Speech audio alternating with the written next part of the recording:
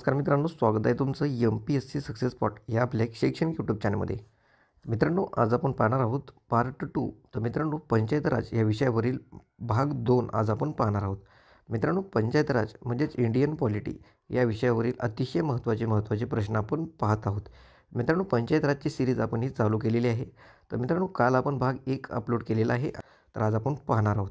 तर मित्रांनो, आपण ह्या प्रत्येक पार्टमध्ये 15 प्रश्न घेत आहोत. अतिशय महत्त्वाचे असे IMP असे 15 प्रश्न घेत आहोत.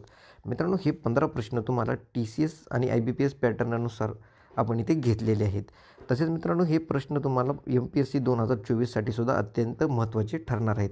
पूर्ण तुम्ही हा व्हिडिओ मित्रांनो शेवटपर्यंत पहा, व्हिडिओ अर्ध्यात सोडू नका.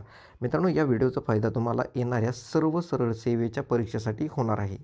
तर मित्रांनो, व्हिडिओ शेवटपर्यंत पहा. तसेच जर आपल्या चॅनलवर नवीन असाल तर आपल्या चॅनलला सबस्क्राईब पण करून घ्या. तर चला मित्रांनो, व्हिडिओला सुरुवात करूया. तर प्रश्न क्रमांक पहिला आहे, जिल्हा पातळीवरील योजनेसाठी जिल्ह्यामध्ये राजकीय व कार्यकारी रचना कशी असावी यासाठी कोणती समिती नेमण्यात आली होती? मित्रांनो, अतिशय महत्त्वाचा प्रश्न आहे, स्टार मार्क करून घ्या. तर योग्य उत्तर आहे PK थंगन समिती. लक्षात घ्या, प्रश्न नीट समजून घ्या. जिल्हा पातळीवरील योजनेसाठी जिल्ह्यामध्ये राजकीय व कार्यकारी रचना कशी असावी यासाठी कोणती समिती नेमण्यात आली होती? तर ती होती PK थंगन समिती. मित्रांनो, प्रश्न कसाही फिरवून विचारला जाऊ शकतो, त्यामुळे प्रश्न व्यवस्थित समजून घ्या. पुढचा प्रश्न पाहूया. मुंबई ग्रामपंचायत कायदा 1958 याचे नाव कोणत्या साली बदलून महाराष्ट्र ग्रामपंचायत कायदा 1958 असे करण्यात आले होते? तर योग्य उत्तर आहे 2012 साली. तर मित्रांनो, मुंबई ग्रामपंचायत कायदा 1958 याचे नाव 2012 साली बदललं होतं आणि ते काय करण्यात आलं होतं? तर ते महाराष्ट्र ग्रामपंचायत कायदा 1958 असे करण्यात आलेलं होतं. पुढचा प्रश्न पाहूया. महाराष्ट्रातील पंचायत राज कोणत्या समितीच्या शिफारशीवर अवलंबून आहे? योग्य उत्तर आहे वसंतराव नाईक समिती. मित्रांनो, महाराष्ट्रातील पंचायत राज जे आहे ते वसंतराव नाईक या समितीच्या शिफारशीवर अवलंबून आहे. मित्रांनो, वसंतराव नाईक समिती कोणत्या वर्षी स्थापन करण्यात आली होती? तर हे देखील लक्षात राहू द्या, 1960 या साली वसंतराव नाईक समिती ही स्थापन करण्यात आलेली होती. पुढचा प्रश्न पाहूया. महाराष्ट्रात 1 मे 1962 पासून डॅश डॅश स्तरीय पंचायत राज अस्तित्वात आली होती? तर योग्य उत्तर आहे त्रिस्तरीय. तर मित्रांनो, महाराष्ट्रामध्ये 1 मे 1962 या सालापासून त्रिस्तरीय पंचायत राज अस्तित्वात आलेली होती. पुढचा प्रश्न पाहूया. महाराष्ट्रात डॅश डॅश या दिवशी जिल्हा परिषद आणि पंचायत समिती स्थापन करण्यात आली होती? तर योग्य उत्तर आहे 1 मे 1962. तर मित्रांनो, 1 मे 1962 या दिवसापासून जिल्हा परिषद आणि पंचायत समिती ही महाराष्ट्रामध्ये स्थापन करण्यात आलेली होती. पुढचा प्रश्न पाहूया. त्रिस्तरीय पंचायत राज व्यवस्थेचा अवलंब करणारे महाराष्ट्र ही कितव्या क्रमांकाचे राज्य आहे? तर योग्य उत्तर आहे 9व्या. तर मित्रांनो, त्रिस्तरीय पंचायत राज व्यवस्थेचा अवलंब करणारे आपले महाराष्ट्र राज्य हे 9व्या क्रमांकाचं राज्य आहे. तर मित्रांनो, पहिल्या क्रमांकाचं राज्य कोणतं आहे ते तुम्ही मला कमेंट बॉक्समध्ये सांगायचं आहे. पुढचा प्रश्न. पंचायत राज व्यवस्थेला संविधानात्मक दर्जा कोणत्या घटनादुरुस्तीने प्राप्त झाला आहे?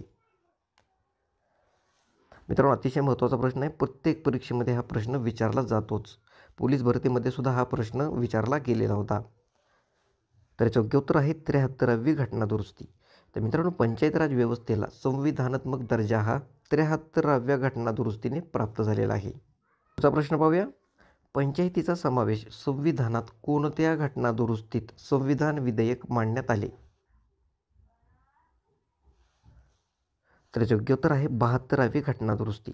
मित्रांनो, पंचायतीचा समावेश संविधानात 72व्या घटनादुरुस्तीने संविधान विधेयकात मांडण्यात आले आणि हे संविधान विधेयक कोणत्या साली मांडण्यात आलं होतं? तर ते 1991 या साली संविधान विधेयक मांडण्यात आलेलं होतं. हे देखील लक्षात राहू द्या, अतिशय महत्त्वाचा पॉईंट आहे. आपण पुढचा प्रश्न पाहूया. पेसा कायदा डॅश डॅश या दिवसापासून अंमलात आला आहे? तर योग्य उत्तर आहे 24 डिसेंबर 1996.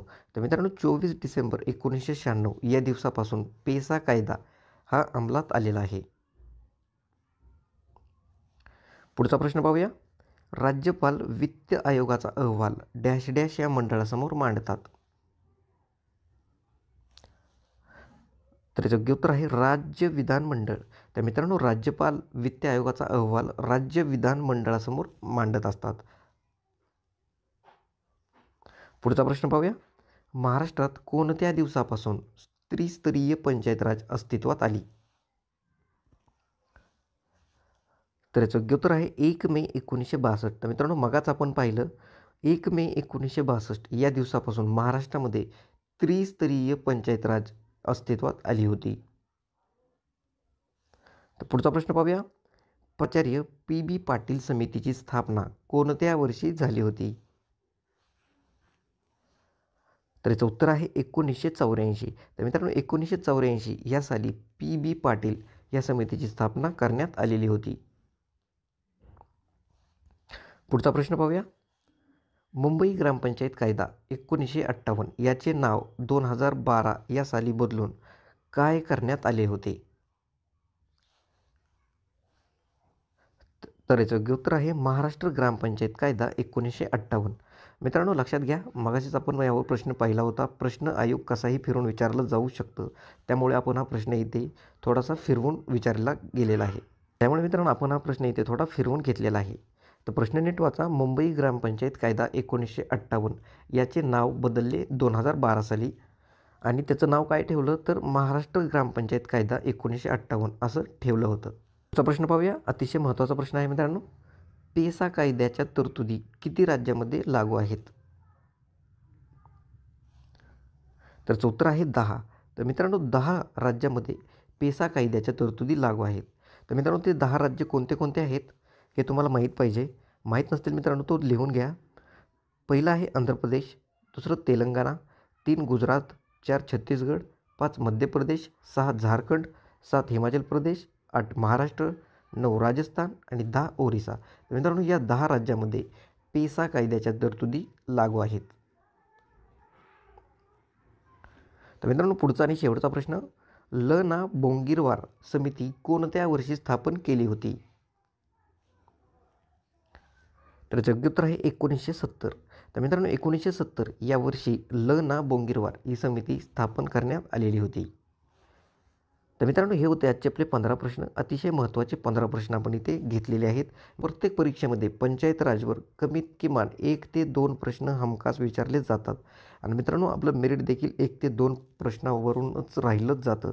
तर मित्रांनो, हे प्रश्न व्हिडिओ अतिशय महत्त्वाचे आहेत. व्हिडिओ शेवटपर्यंत पहा. तसेच जर मित्रांनो व्हिडिओ आवडला असेल तर आपल्या मित्रांना देखील हा व्हिडिओ शेअर करा. आणि मित्रांनो, चॅनलवर नवीन असाल तर आपल्या चॅनलला सबस्क्राईब पण करून घ्या. तर चला मित्रांनो, भेटूया पुढील व्हिडिओमध्ये. धन्यवाद.